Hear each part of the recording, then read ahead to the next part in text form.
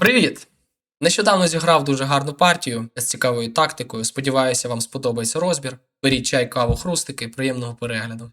Партія починається ходом Е4, Е6, Д4, Б6. І тут білі розвивають свого коня на С3, а чорні ставлять слона на Б7. Розвиток продовжується ходом слон С4, а чорні грають Ж6.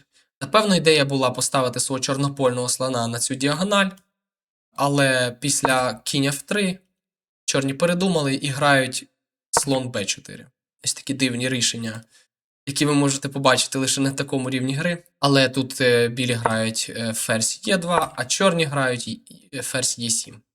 Після рокіровки чорні вирішили розміняти фігури, і після пішак d6 білі атакують ферзя, розвиваючи свого чорнопольного слона. Після перекриття слон змушений відійти, але він відходить не на те поле, і тому цей пішак втрачається, що не помітили чорні. Знову ж таки, обмін помилками. Тут після ходу А6 білі поставили свою туру на поле Е1 напроти ферзя, і чорні грають Б5, слон відходить.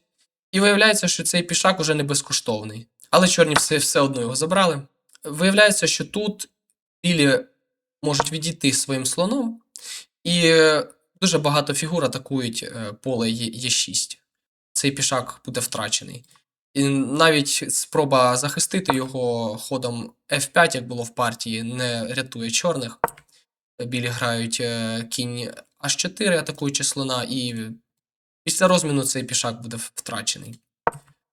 Чорні зіграли D5, і після розміну я міг забрати цього пішака, але я вирішив зіграти цікавіше і побив пішака на полі C7. Відволікаючи ферзя. Я думав, що якщо чорні заберуть цього слона, я можу дати шах і забрати цього пішака, тому що кінь зв'язаний, при цьому я атакую туру. Але не треба було все так ускладнювати. Чорні ж все-таки не забрали цього слона, а пішли кінь d7. І тут знаходиться дуже цікава тактика, яку ви можете спробувати знайти за білих. Це жертва слона на полі d5. Ми атакуємо туру. Брати слона не можна, тому що ми не беремо ферзя. А в принципі, як це і було в партії, я дав шах, і тепер просто ферзь втрачається.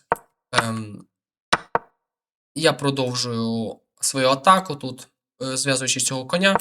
Чорні захищаються, я граю тура Е1, і чорні грають тура G8. Я забрав пішака, я міг забрати також цього пішака, тому що кінь зв'язаний. Але я вирішив забрати саме пішака G7. Чорні грають G7. Тут я дав шах. І після відходу короля я дав ще один шах. Чорні перекрилися конем. І я розміняв тури. Тут я забираю пішака. І чорні ставлять коня на поле F8. Чорним тут не дуже приємно захищатися. Ферзь дуже сильна фігура. Я просто заберу до ці пішаки. І тому така перевага тут. Я забираю ще одного пішака. Чорні атакують мого слона. Я вирішив зробити піртку для мого короля, щоб просто не отримати мат по першій горизонталі. Тут чорні забрали мого слона. І після розміну король F7. Напевно, розрахунок чорних був на те, що в мене мало часу, і в еншпілі коні доволі хитрі фігури. Тому мені потрібно бути дуже обережним, щоб не втратити свого ферзя. Тим більше, що в мене мало часу, і мені потрібно робити точні ходи і швидко. Я забрав ще одного пішака, суперник перекрився конем, я дав ще один шах, забрав ще одного пішака. Суперник зв'язує своїх конів, щоб вони тримали один одного. І я забираю останнього пішака. Суперник дав шах. Я міг вже забрати цього коня, але я не помітив через те, що в мене було мало часу. І він забрав мого пішака, я пішов ферзь d3. І потім атакую цього коня. Мої пішаки йдуть вперед. Просто чорним вже потрібно тільки розраховувати на диво. Я зв'язав коня. і продовжую штовхати своїх пішаків. Тут ще один шах, ще шах. І я ставлю ферзя на захист своїх пішаків. Моя ідея просто провести цих пішаків.